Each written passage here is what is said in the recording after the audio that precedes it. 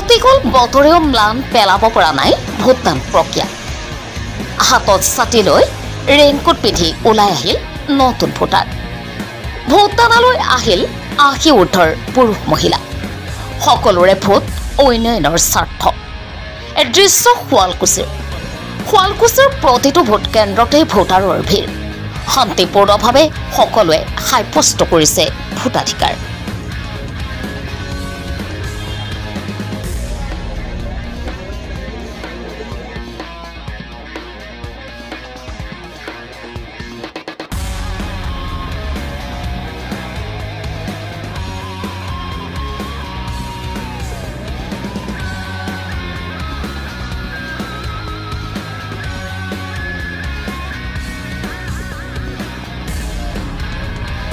এইবাৰ ভোট গ্ৰহণ আমাৰ লোকসভা নিৰ্বাচনত আজি কেনেকুৱা ভোটদান কৰিলে আপুনি? বাকী আপোনাৰ কেনেকুৱা লাগিছে এইবাৰ ভোটত?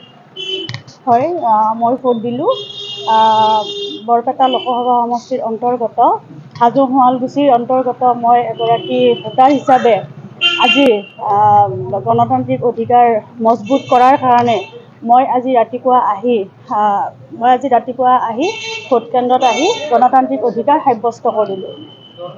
কেনেকুৱা দেখিছে আপোনালোকৰ এই সহায় কেনেকুৱা দেখিছে? যিহেতু প্ৰতিকূল বতৰো ইমানখিনি ভাল নহয়, কেনেকুৱা? নাই আজি মানে বতৰ যদিও বেয়া তথাপি কিন্তু মানুহখিনি একদম পুৰা টাইমত আহি উপস্থিত হৈছে। খুব শান্তি এটা শৃংখলাবদ্ধ হিচাপে মানুহখিনি আহি ভোট গ্ৰহণ কৰিছে। তাৰ উপৰি আমি বিশেষকৈ এজন ব্যক্তিৰ আমি সন্মান ৰক্ষা কৰিব লাগে। তাৰ কাৰণে সন্মান ৰক্ষা কৰিবৰ কাৰণে আমি আজি উপস্থিত হৈছোঁ আৰু সকলোকে আহ্বানো জনাইছোঁ আৰু মানুহখিনি উপস্থিত হৈছেও তেওঁৰ সন্মান ৰক্ষাৰ কাৰণে সকলোও কিন্তু সাজু।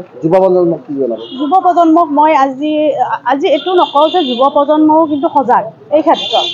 আজি যুৱ প্ৰজন্মই বহুতখিনি আগবাঢ়ি গৈছে আৰু ক'ব নালাগে তেওঁলোকক যে নিজৰ মানে ভোটটো দিবৰ কাৰণে তেওঁলোকেও সজাগ হৈছে। কিন্তু তাৰ মাজতে আজি বতৰৰ কাৰণে হয়তো কোনোবা এনেকুৱা আছে যে নাই বতৰটো বেয়া নাযাওঁ, মোৰ ভোটটো নিদিলেও হ'ব, কিন্তু সেইটো নহয়। যোনে তেনেকৈ ভাবিছে তেওঁক মই আহ্বান জনাইছোঁ যে তেওঁ নিজৰ ভোটটো নিজৰ অধিকাৰটো সাব্যস্ত কৰাৰ কাৰণে। যুৱ প্ৰজন্ম হিচাপে কি ক'বা?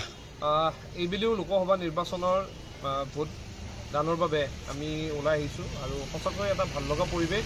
আমাৰ শুৱালকুছি অঞ্চলত আমি আটাইকেইটা ভোট কেন্দ্ৰত যিহেতুকে আমি বিভিন্ন সময়ত খবৰ লৈছোঁ, আমাৰ যিসকল নৱপ্ৰজন্মৰ ভোটাৰ সকলোৱে ওলাই আহিছে আৰু আজি পুৱাৰ পৰা যিটো হাৰত বৰষুণ দি আছে এই বৰষুণকো নেওচি সকলোৱে কোনোবাই ছাতি লৈ কোনোবাই ৰেইনকোট পৰিধান কৰি সকলোৱে মুঠতে ভোটদান কৰিবলৈ ওলাই আহিছে আৰু আশা কৰিছে সকলোৱে নৱপ্ৰজন্মসকলে যে আৰু অধিক উন্নয়ন হওক। আমাৰ অসমখনৰ যি প্ৰকাৰে আমাৰ ৰাজ্য চৰকাৰখনে বিভিন্ন সময়ত উন্নয়নৰ ধাৰা অব্যাহত ৰাখিছে আৰু সকলোৱে নৱপ্ৰজন্মই ভাবিছে যে চৰকাৰ কোন জিকিব কোন হাৰিব সেয়া ডাঙৰ কথা নহয়, কিন্তু উন্নয়নৰ স্বাৰ্থত আৰু অধিক ভোট যাতে প্ৰদান কৰিবলৈ আমাৰ নৱপ্ৰজন্মই ইতিমধ্যে সকলোকে অনুৰোধো জনাইছে আৰু আমিও ওলাই আহিছোঁ ভোট প্ৰদান কৰিবলৈ আৰু আশা কৰিছোঁ এইবাৰ লোকসভা নিৰ্বাচনত আমাৰ সকলোৱে ভোট প্ৰদান কৰি আমাৰ এখন খুব সুন্দৰভাৱে আমাৰ জয়যুক্ত কৰক যিসকলে এইবাৰ নিৰ্বাচনত প্ৰতিদ্বন্দ্বিতা কৰিছে।